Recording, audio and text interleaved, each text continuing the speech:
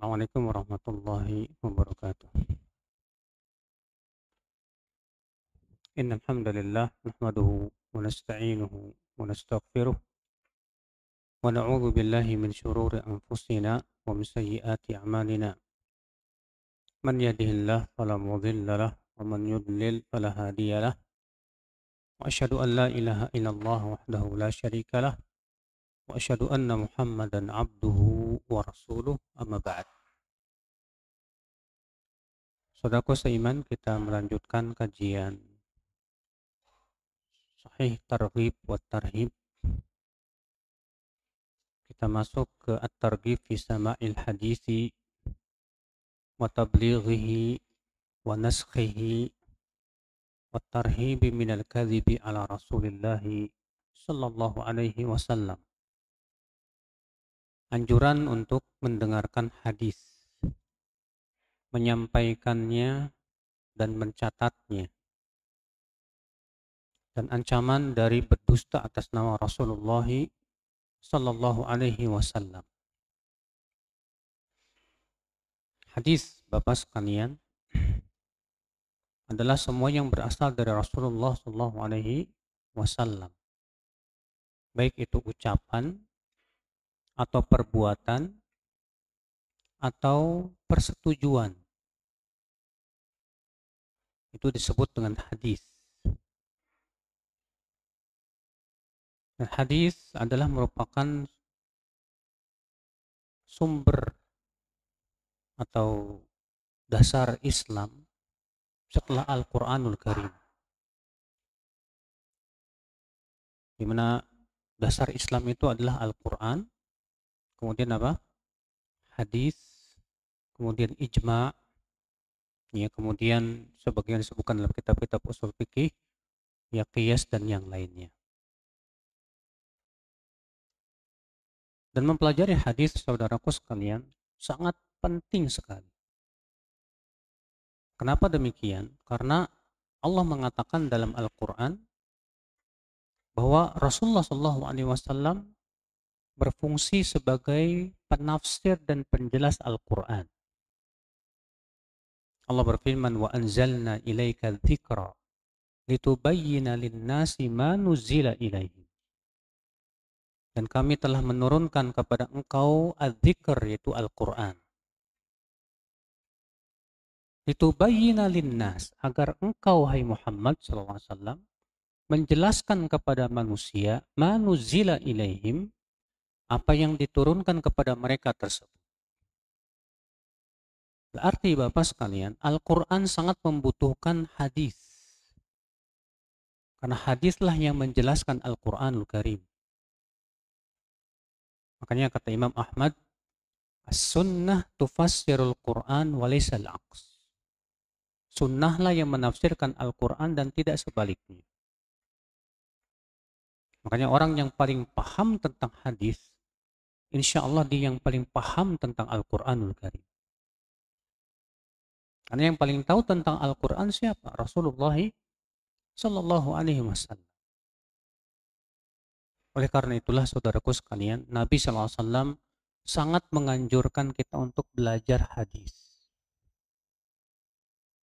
Dan para ulama, perhatian mereka terhadap ilmu hadis luar biasa. Di mana mereka betul-betul memperhatikan ilmu hadis dari berbagai macam sisi. Mereka perhatikan dari sisi sanadnya. Mereka perhatikan perawi-perawi hadisnya. Mereka perhatikan betul tentang nasabnya, nama-namanya sampai 7 turunan. Kemudian siapa guru-gurunya, dari mana dia mengambil hadis, kemana saja dia pergi. Sampai-sampai mereka, subhanallah Bapak sekalian, di dalam menilai hadis itu, ya, memilah dan memilih mana perawi yang bisa dipercaya dan mana perawi yang tidak bisa dipercaya.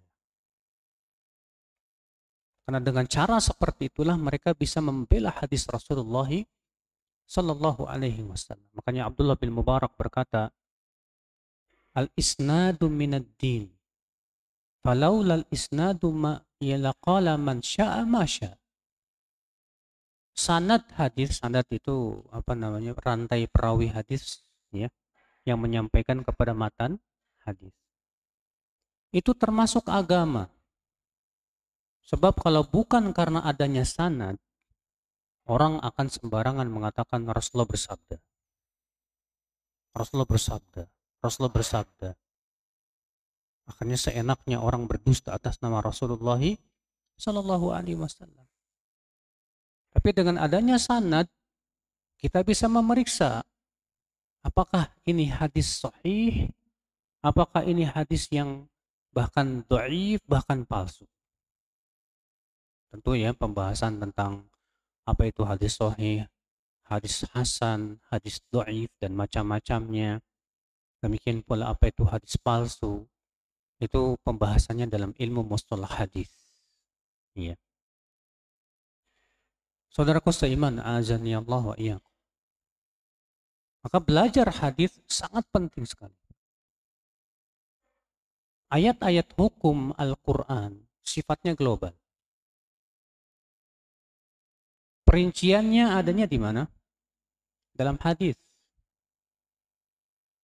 Allah mengatakan wa aqimus shalah wa atuz zakah, dirikan salat, bayar zakat. Ada tidak dalam Al-Quran perincian bagaimana tata cara salat? Tidak ada. Ya, tidak ada dalam Al-Quran ayat yang menjelaskan tata cara salat dari semenjak takbiratul ihram sampai apa? Salam. Tidak ada dalam Al-Quran perincian tentang berapa rokaatnya. Ada nggak dalam ayat Al-Quran? Salat subuh 2 rokaat. Salat zuhur 4 rokaat. Salat maghrib 3 rokaat. Ada? Tidak ada. Adanya di mana? Adanya dalam hadis. Ada tidak penjelasan dalam Al-Quran tentang nisab zakat? Apa saja yang wajib dizakatkan, apa yang tidak wajib dizakatkan? Perinciannya tidak ada. Demikian memang, ya, ayat-ayat hukum sifatnya global. Sangat membutuhkan hadis agar kita betul-betul memahaminya dengan benar. Nah, ini akal Islam. Jadi beliau di sini memberikan bab anjuran untuk mendengarkan apa? Hadis, menyampaikannya, mencatatnya, dan ancaman dari berdusta atas nama Rasulullah Sallallahu Alaihi Wasallam. Hadis nomor 89.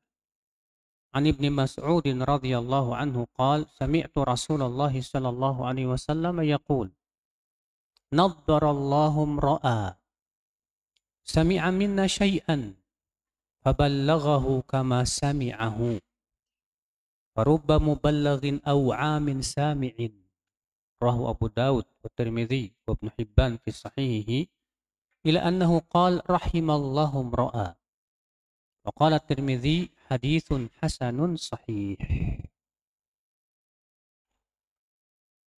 Dari Abdullah bin Mas'ud, semoga Allah meridainya, ia berkata, aku mendengar Rasulullah SAW bersabda, naddarallahu imra'a. Semoga Allah memberikan nadarah. Apa itu nadarah?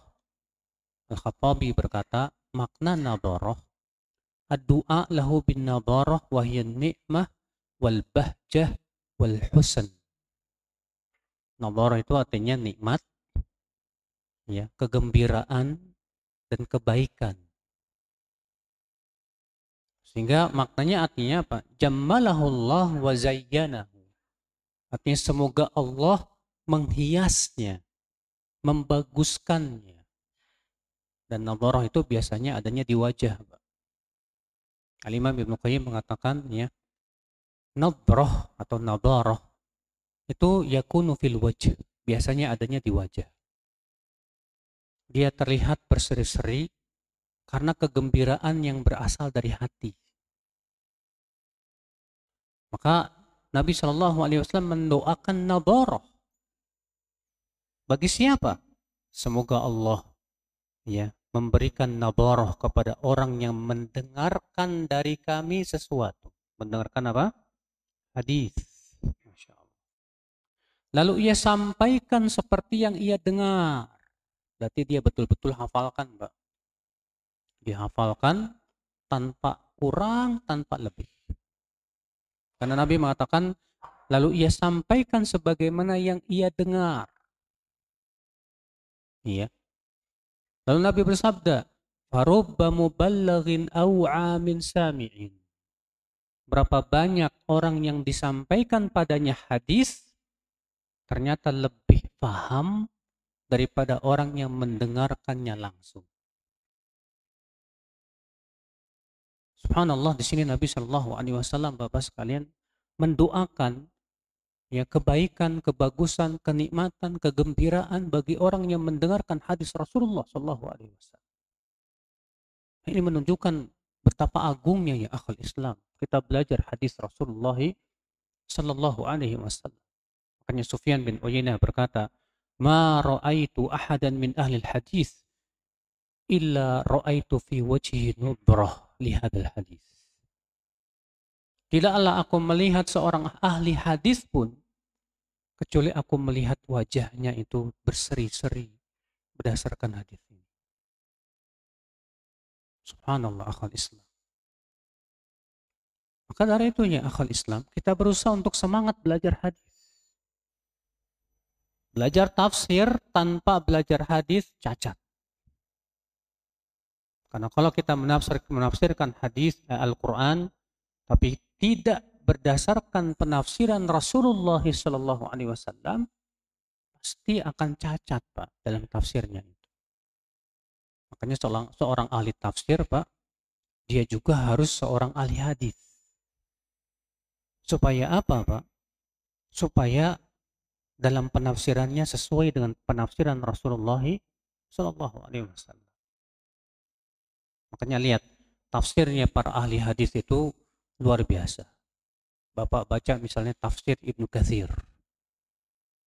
Ibnu Katsir seorang ahli hadis.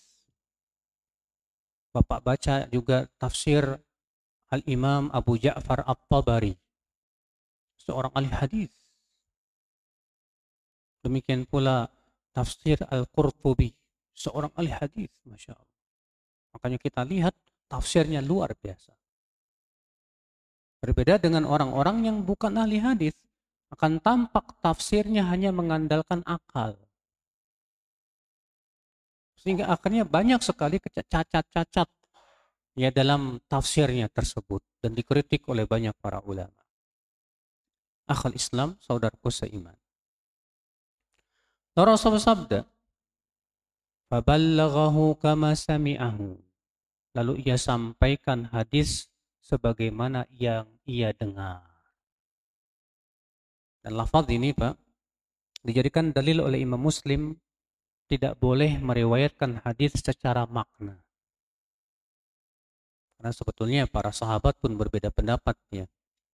Apakah boleh meriwayatkan hadis secara makna atau tidak? Madhab Abdullah bin Umar, dan ini yang dibela oleh Imam Muslim, mereka mengatakan tidak boleh meriwayatkan hadis secara makna, tidak boleh. Harus seperti yang kita dengar.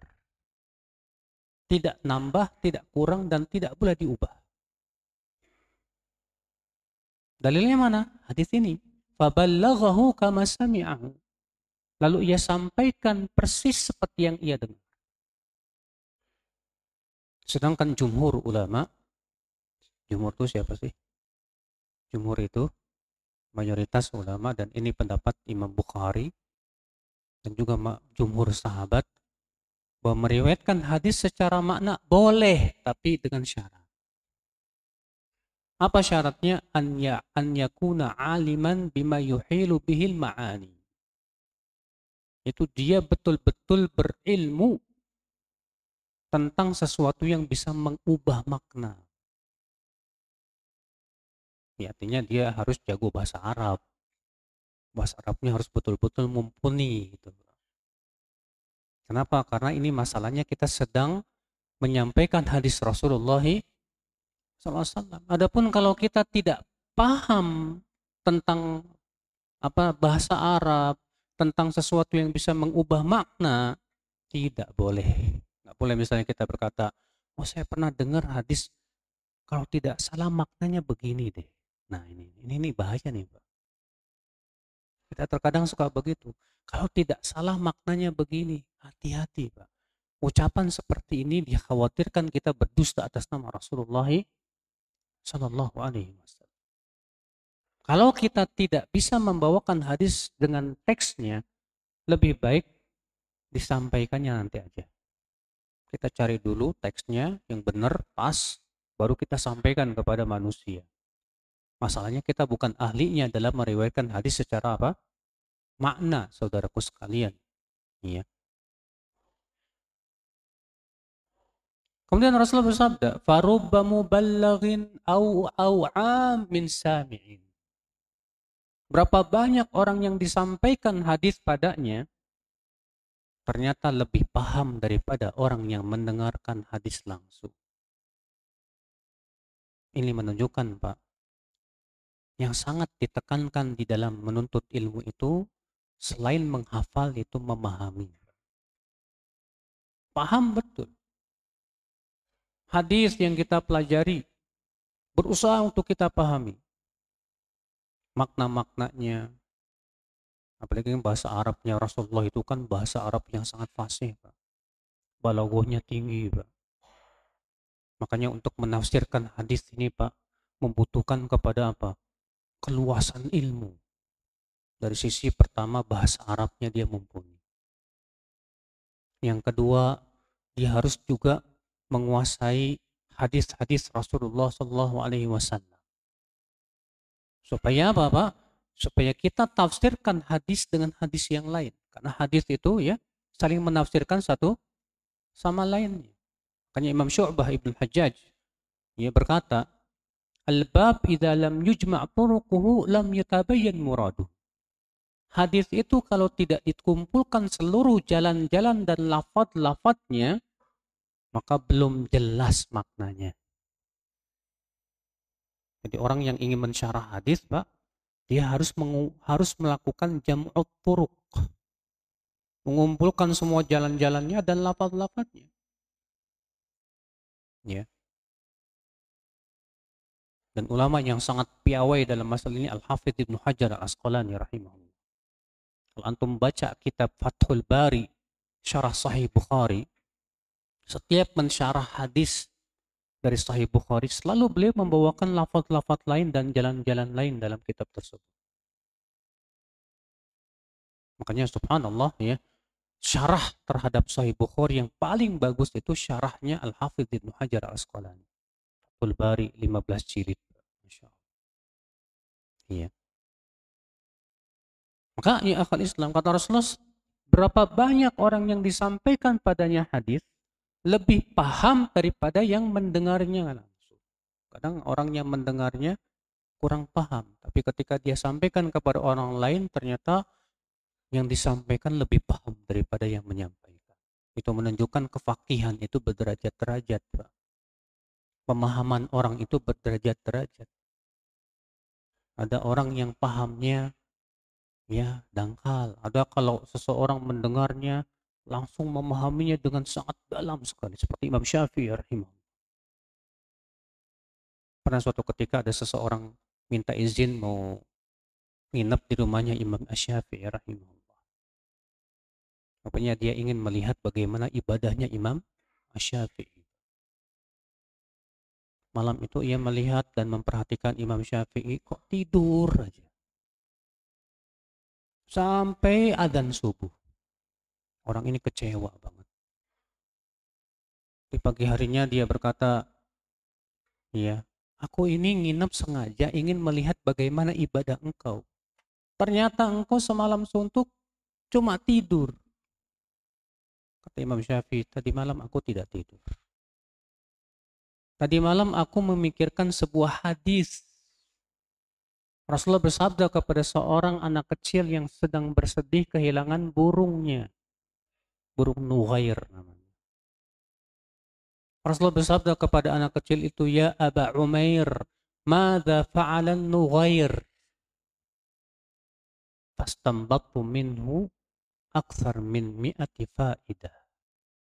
Dan aku berhasil mengeluarkan lebih dari 100 faidah dari hadis itu. dalam satu malam. Imam Syafi'i rahimahullah, seorang yang faqih luar biasa. Iya. Makanya ulama itu Pak bertingkat-tingkat juga. Ada ulama yang faqih, Masya Allah. Ada ulama yang jago menghafal hadis tapi kurang faqih. Dan ada ulama yang mengumpulkan dua ini. Dia jago menghafal hadis tapi juga faqih luar biasa. Seperti Imam Malik, Imam Syafi'i, Imam Ahmad bin Hambal, Imam Bukhari, Imam Abu Dawud. Wah, mereka-mereka ini luar biasa, Pak. Ya. Mereka bukan cuma ahli hadis, menghafal hadis, tapi juga mereka faqih min fuqaha'il Islam. Luar biasa kefaqihan mereka.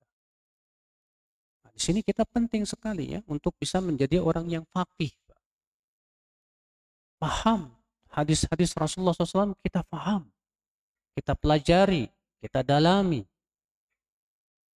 Sudah berapa hadis yang sudah kita pelajari, saudaraku sekalian?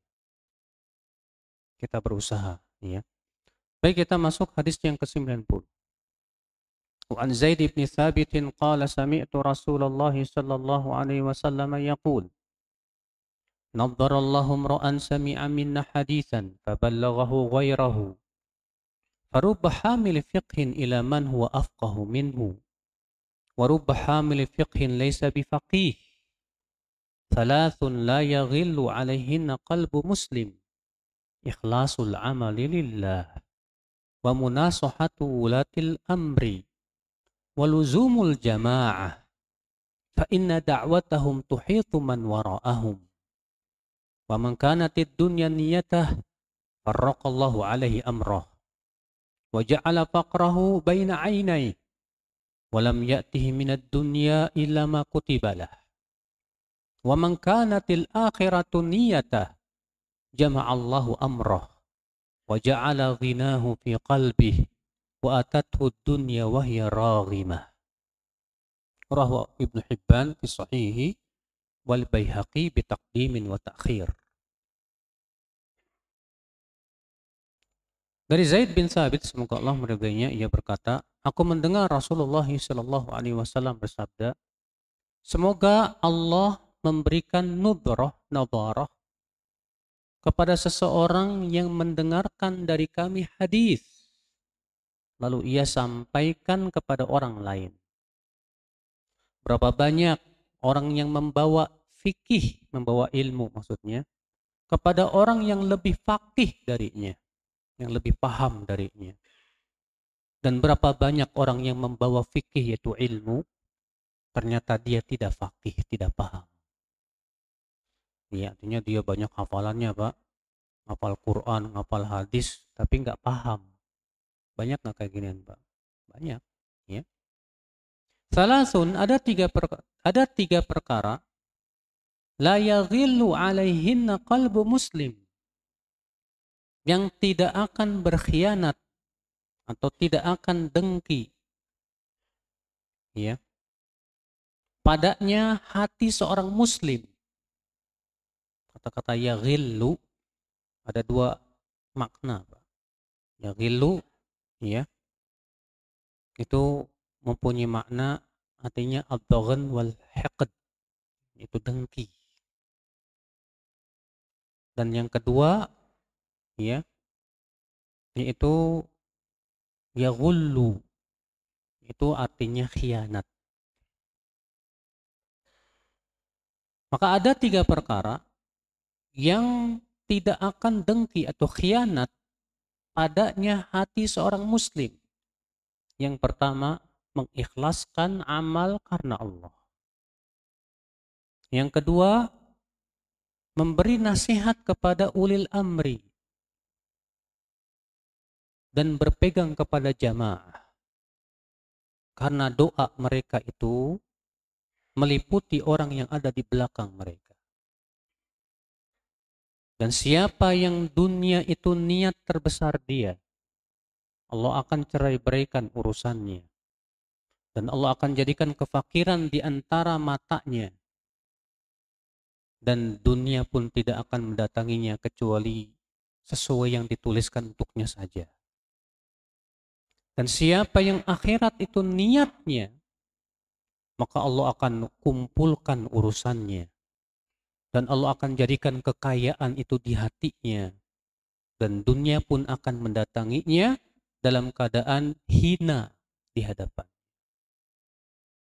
Subhanallah, akhul Islam. Ya. Hadis ini, Masya Allah, hadis yang luar biasa bagus sekali dan agung. Ya. Di sini Nabi Shallallahu Alaihi Wasallam kembali mengingatkan, mendoakan, orang yang mendengarkan sabda Rasulullah Shallallahu Alaihi Wasallam dan menyampaikannya kepada manusia. Dan Nabi juga mengabarkan bahwa orang yang membawa ilmu belum tentu faqih. Orang yang hafal Al-Quran belum tentu paham, belum tentu. Dan ini menunjukkan apa, Pak? Seakan Nabi Shallallahu Alaihi Wasallam mencela orang yang hanya menghafal tapi tidak memahami.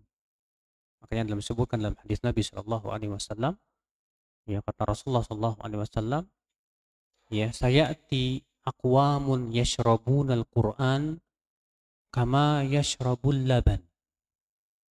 Akan datang suatu kaum yang membaca Al-Quran itu kayak minum susu, kata Rasulullah. Ditafsirkan oleh para ulama, apa maksudnya membaca Quran kayak minum susu, Pak? Artinya dia baca Quran tapi tidak paham. Baca. Keinginan terbesarnya cuma baca doang, tapi tidak ada keinginan untuk berusaha memahami Al-Quran. Sehingga Nabi SAW mengumpamakan orang seperti ini kayak minum susu. Minum susu itu cuma lewat doang. Maka seakan akal Islam, Rasulullah SAW mengingatkan tentang pentingnya memahami ilmu. Setiap ayat yang kita hafal, pahami. Setiap hadis yang kita sudah hafal, pahami. Karena dengan kita memahami ilmu, semakin bertambah keimanan kita kepada Allah Subhanahu wa Ta'ala. Kemudian Rasulullah bersabda, Salasun, ada 3 perkara yang tidak akan merasa dengki dengannya hati seorang muslim, atau tidak akan berkhianat padanya hati seorang muslim. Apa 3 perkara itu ya akhwat Islam? Yang pertama, ikhlasul amali lillah. Mengikhlaskan amal karena Allah Subhanahu wa Ta'ala. Apa sih ikhlas itu, Pak? Ikhlas artinya mengharapkan ridho Allah semata. Sebagian orang menganggap kalau kita melakukan perbuatan dengan terpaksa katanya kurang ikhlas. Ini pemahaman yang salah, Pak. Ada orang misalnya baca Quran dengan terpaksa, aduh, saya terpaksa jadi kurang ikhlas. Kita katakan, justru kita harus memaksa diri kita untuk menaati Allah. Karena yang namanya hawa nafsu ini condongnya kepada malas-malasan, Pak. Ketaatan itu, Pak, berat buat hawa nafsu kita. Makanya sebagian ulama salaf dahulu mengatakan, aku memaksa jiwaku untuk menaati Allah dalam keadaan ia menangis. Dan sekarang aku paksa ia untuk menaati Allah dalam keadaan ia tertawa. Memang kita harus paksa dari kita. Mau pergi ke masjid malas, paksa. Mau sholat tahajud malas, paksa. Ya.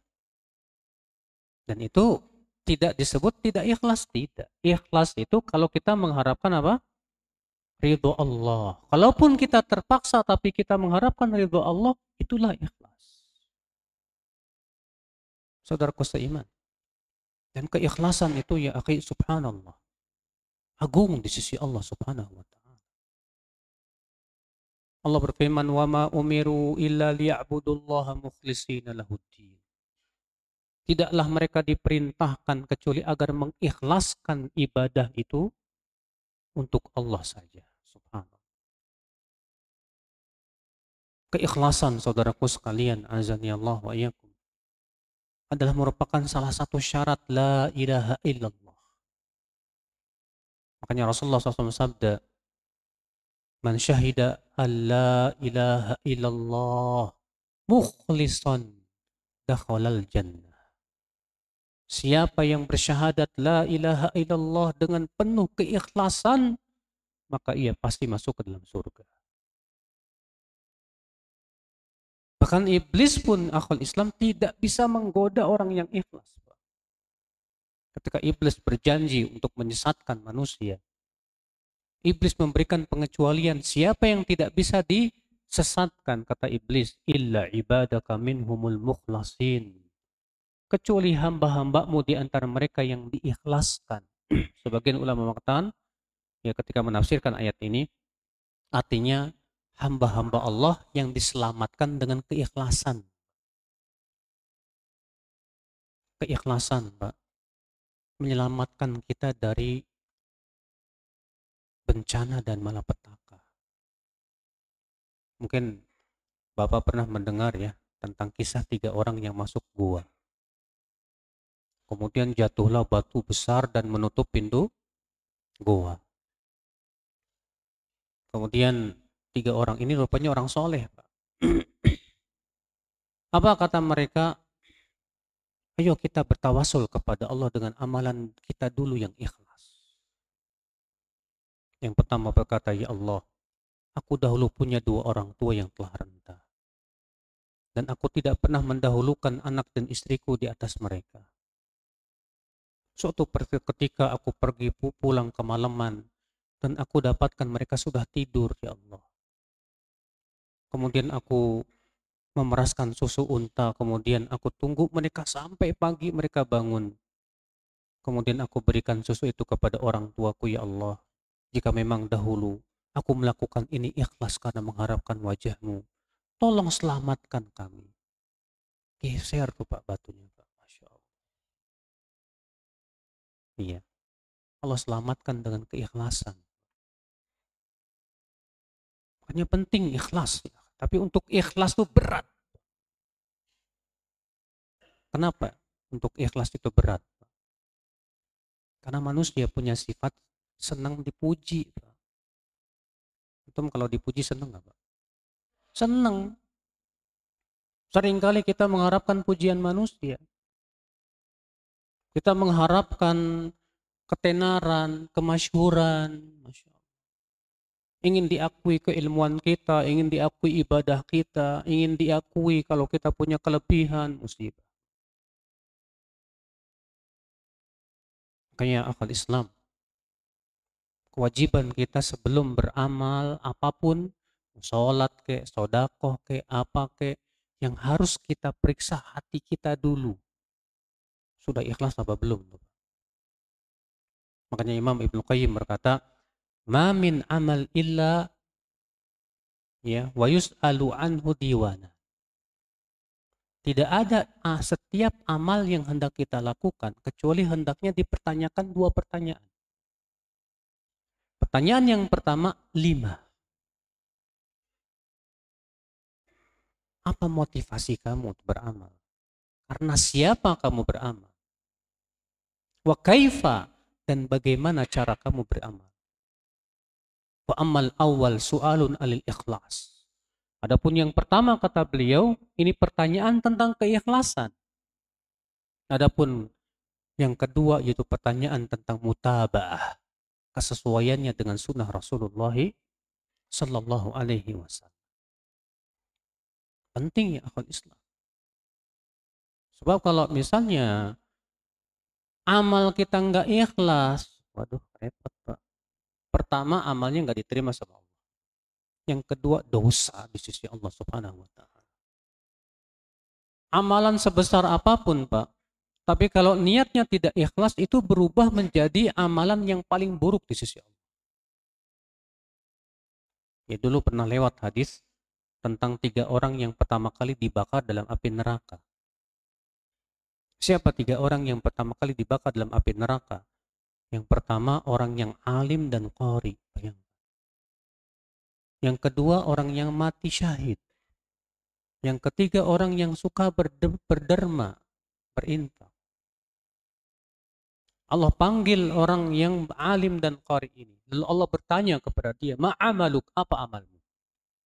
Maka si alim dan qari ini berkata apa? Ta'allamtul ilma wa 'allamtuhu linnas wa qara'tul qur'ana fika.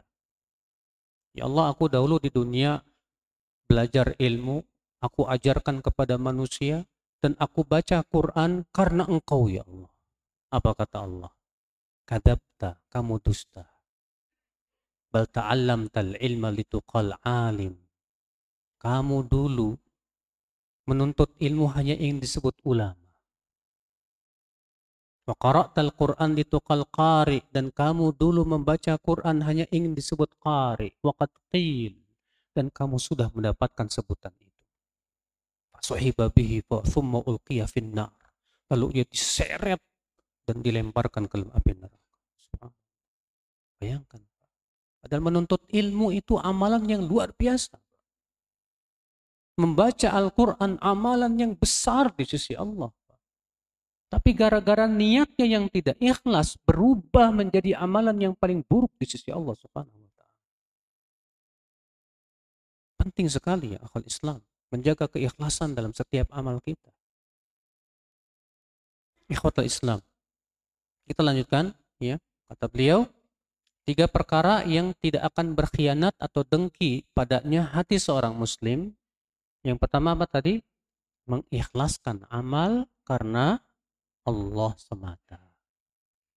Yang kedua apa? Wa munasahatu ulatil amri. Memberi nasihat pada ulil amri. Apa makna nasihat pada ulil amri, Pak? Dalam bahasa Arab, nasihat itu beda dengan bahasa Indonesia loh, Pak. Kalau bahasa Indonesia, nasihat itu artinya apa? Memberi wejangan gitu ya. Kalau dalam bahasa Arab, nasihat itu artinya dari kata nasahtul asal. Idza safaituhu, menyaring sikap kita, memperbaiki sikap kita terhadap ulil amri. Dan disebutkan dalam hadis Nabi SAW, ad-dinu an-nasihah. Agama itu nasihat, kata Rasulullah. Kemudian para sahabat bertanya, liman, buat siapa ya Rasulullah nasihat itu? Kata Rasulullah, lillahi, wali rasulihi, wali a'immatil lillahi, wali rasulihi, wali kitabihi, wali a'immatil muslimin, wa ammatihi. Nasihat untuk Allah.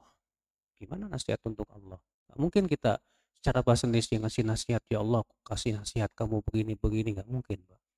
Tapi maksudnya di situ nasihat artinya memperbaiki sikap kita terhadap Allah Subhanahu wa taala. Dengan cara apa? Mentauhidkannya, menjauhkan kesyirikan. Demikian pula di sini, ya. Nasihat untuk ulil amri maksudnya bagaimana? Para ulama menyebutkan bahwa nasihat untuk ulil amri itu ada beberapa perkara. Yang pertama, menaatinya selama tidak bertabrakan dengan perintah Allah dan Rasul. Selama tidak memerintahkan kepada maksiat kepada Allah. Tapi kalau sudah memerintahkan kepada maksiat, tidak boleh ditaati. Kita taati semua peraturan-peraturan yang telah dibuat oleh ulil amri, selama itu tidak melanggar Al-Quran dan hadis dan bukan maksiat.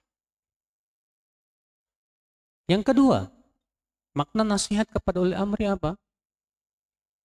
Yaitu as-sabru alal jawr. Sabar terhadap kezaliman yang dilakukan oleh ulil amri. Nah, ini yang paling berat nih, Pak. Banyak hadis yang menunjukkan kepada hal ini, saudaraku sekalian. Di antaranya hadis Nabi SAW dalam riwayat Muslim, "Man ra'a min amirihi syai'an yakrahu falyasbir." Siapa yang melihat dari amirnya, pemimpinnya, sesuatu yang ia tidak suka, hendaklah ia sabar. Hendaklah ia apa? Sabar. Masya Allah. Berat, Pak. Kalau ulil amri menzolimi kita, waduh, kayaknya berat banget disuruh sabar. Masya Allah. Tapi itu perintah Nabi, gimana lagi? Dan Nabi tidak mungkin berbicara dari hawa nafsu. Nabi sudah mengabarkan akan munculnya ulil amri, pemimpin-pemimpin yang tidak berhukum dan hukum Allah. Rasulullah bersabda, yakunu ba'di a'immah yahtaduna bi ghairi hadyi wa yastannuna bi ghairi sunnati. Akan ada nanti setelahku pemimpin-pemimpin yang mengambil petunjuk selain petunjuk Rasulullah SAW dan mengambil sunnah selain sunnah Rasulullah SAW. Lihat, pemimpin-pemimpin ini kata Rasulullah mengambil petunjuk selain petunjuk Rasulullah. Kalau bukan petunjuk Rasulullah, petunjuk siapa? Petunjuk buatan sendiri. Petunjuk manusia. Dan mengambil sunnah selain sunnahku. Kalau bukan sunnah Rasul, sunnah siapa? Kemudian Rasulullah bersabda, "Wasayaqumu fihim rijalun qulubuhum qulubus syayatin." Dan kelak akan ada pemimpin yang hatinya hati setan berbadan manusia. Jahat ini pemimpin. Lalu ada seorang sahabat bertanya, ya Rasulullah, "Fama ta'muruna?" Apa yang kau perintahkan kepada kami kalau kami mendapatkan pemimpin seperti itu, ya Rasulullah? Dengarkan jawaban Rasulullah. Ini banyak sekali tidak sesuai dengan keinginan kita. Apa kata Rasulullah? Isma' wa ati'. Tetaplah dengar dan taat. Wa in duriba bahruk wa ukhidha maluk. Walaupun hartamu diambil dan badanmu dipukul. Masya Allah. Berat benar. Berat. Tapi subhanallah Pak, para ulamaul Islam mempraktekkan hadis ini luar biasa. Imam Ahmad bin Hanbal di saat itu dipimpin oleh seorang khalifah yang punya madhab Mu'tazilah. Khalifah Ma'mun.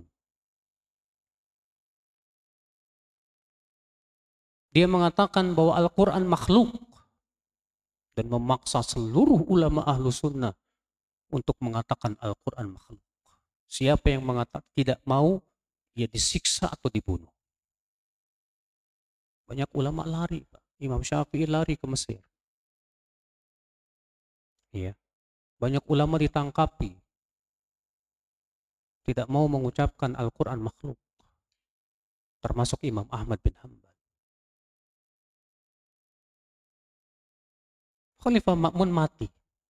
Diganti oleh anaknya Al-Mu'tasim billah. Ternyata Al-Mu'tasim pemikirannya sama dengan bapaknya. Dipaksa Imam Ahmad mengatakan Al-Quran makhluk, jika tidak dia disiksa. Imam Ahmad tetap tidak mau berubah. Akhirnya beliau disiksa 2 tahun lamanya. Disiksa 2 tahun lamanya untuk mengatakan Al-Quran makhluk, tapi beliau tidak mau. Beliau sabar. Sampai akhirnya Al-Mu'tasim pun mangkat, digantikan oleh Al-Wathiq billah. Di zaman Al-Wathiq billah terjadi perdebatan antara ulama Ahlussunnah dengan ulama Mu'tazilah. Ulama Mu'tazilah itu bernama Ibnu Abi Du'ad. Sedangkan ulama Ahlussunnah itu bernama Ahmad bin Nasr. Seingat saya itu. Di hadapan Al-Wathiq billah. Waktu itu beliau didatangkan dalam keadaan dirantai. Kemudian Al-Wathiq billah berkata kepada siapa? Ibnu Abi Du'ad. Jadi lu debat dia. Kata ulama Ahlussunnah ini, ya Amiral Mukminin, izinkan saya yang bertanya dulu. Silakan. Hai Ibnu Abi Du'ad, yang kamu dakwahkan ini, udah masuk isya. Silakan azan dulu, kita lanjutkan sedikit nanti. Allahu Akbar, Allahu Akbar, Allahu Akbar, Allahu Akbar. Asyhadu an la ilaha illallah.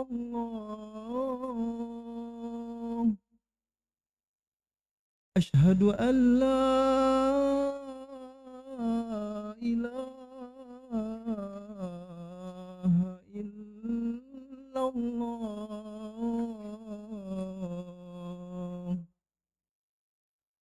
أشهد أن محمدا رسول الله. أشهد أن محمدا رسول الله.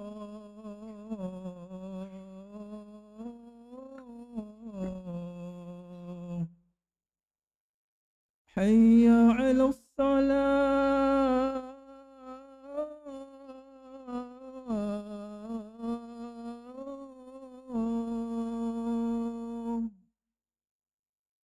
حي على الصلاة.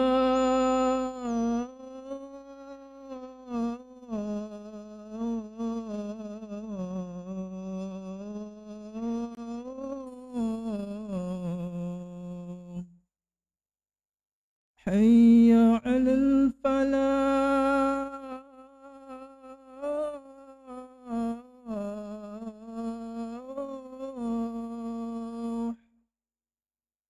حي على الفلاح.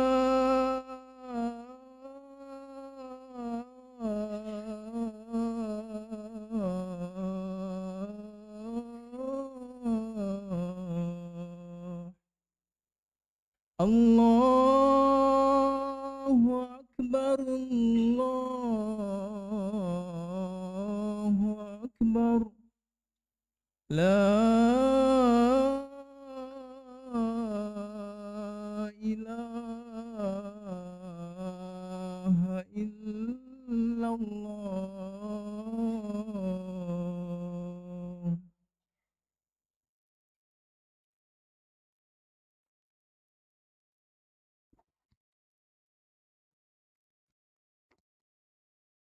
Kita lanjut sedikit lalu kita buka tanya jawab. Yang mau bertanya silahkan ditulis ya. Kemudian di akal Islam terjadilah perdebatan. Maka ulama ini berkata, yang kamu dakwakan ini apakah diketahui oleh Rasulullah? Kata Ibnu Abi Duat apa? Tidak. Oleh Abu Bakar, Umar, Utsman? Tidak. Subhanallah. Sesuatu yang tidak diketahui oleh Rasulullah, Abu Bakar, Umar, Utsman, kamu ketahui, maka kalahlah hujah mereka. Semenjak itu Al-Wathiq berkata, lepaskan semua yang ada di penjara, termasuk Imam Ahmad. Pulanglah beliau ke rumahnya dalam keadaan Masya Allah, gak karuan badan. Lalu berkumpullah para fuqaha Baghdad dan para ulama Baghdad di rumah Imam Ahmad. Dan ternyata Pak, mereka mengusulkan kepada Imam Ahmad untuk mengadakan pemberontakan. Subhanallah. Padahal Imam Ahmad sudah 2 tahun disiksa. Tapi beliau berbicara bukan dengan perasaan. Kata beliau apa? La tanzi'u yadan min tu'ah. Jangan sekali-kali kalian memberontak. Ad-dima, ad-dima. Pelihara darah kaum muslimin. Jangan sampai gara-gara kalian darah kaum muslimin yang terkucur. Lalu beliau membawakan riwayat yang banyak tentang perintah Rasulullah untuk sabar menghadapi pemimpin yang zalim. Maka kemudian para ulama pun mengikuti titah Imam Ahmad. Subhanallah, tak lama kemudian Al-Wathiq billah meninggal dunia. Diganti oleh Al-Mutawakkil 'ala Allah. Ternyata Al-Mutawakkil 'ala Allah termasuk orang yang mencintai Imam Ahmad. Maka di zaman Al-Mutawakkil 'ala Allah berubah 180 derajat. Ulama-ulama Mu'tazilah dimasukkan ke penjara. Dan ulama-ulama Ahlus Sunnah pun dimuliakan. Subhanallah. Buah dari kesabaran. Nah inilah saudaraku sekalian. Insya Allah kita lanjutkan ya pada pertemuan yang akan datang. Masih pembahasan hadis ini. Dan bagi yang mau bertanya silahkan ditulis di kertas. Apa hukum memakai biji pala? Biji pala ini Pak memang ada fatwa dari para ulama yang menyebutkan bahwa ia termasuk termasuk muskir, memabukkan untuk biji pala itu. Makanya para ulama kalau kita baca dalam kitab-kitab fikih menyebutkan bahwa biji pala ini termasuk sama hukumnya dengan arak. Artinya haram. Iya. Allahu a'lam. Itu yang saya temukan dalam kitab-kitab fikih.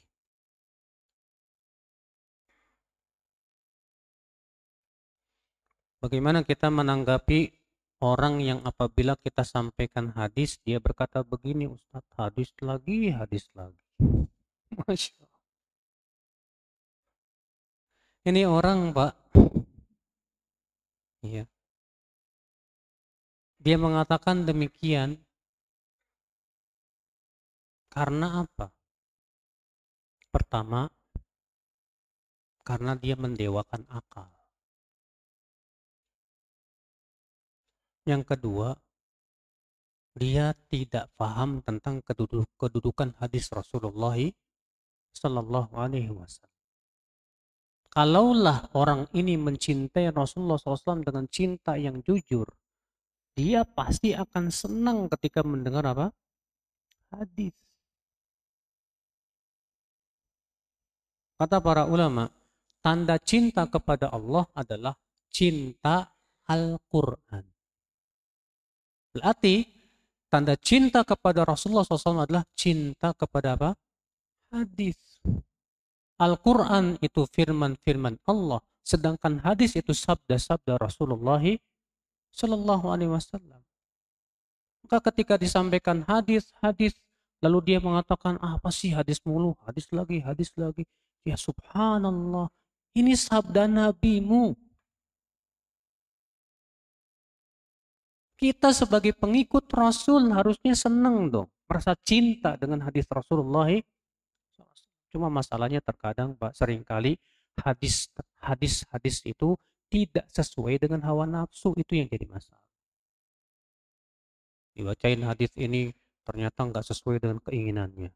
Loh kok dalam hadis itu kok dilarang? Sementara dia senang sama itu. Akhirnya ketika dibacakan hadis-hadis yang tidak sesuai dengan keinginannya, marah dia. Masya Allah. Padahal kan kewajiban kita sebagai seorang pengikut Rasul apa Pak? Sami'na apa? Ya. Kami mendengar, kami taat.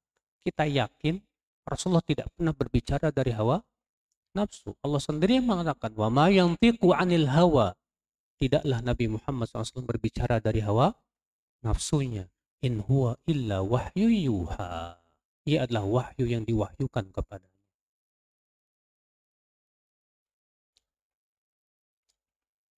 Sudah tidak lagi yang bertanya sepertinya. Kalau tidak lagi yang bertanya, kita tutup sampai di sini. Subhanakallah bihamdik. Asyhadu an la ilaha illa anta astaghfiruka wa atubu ilaik. Assalamualaikum warahmatullahi wabarakatuh.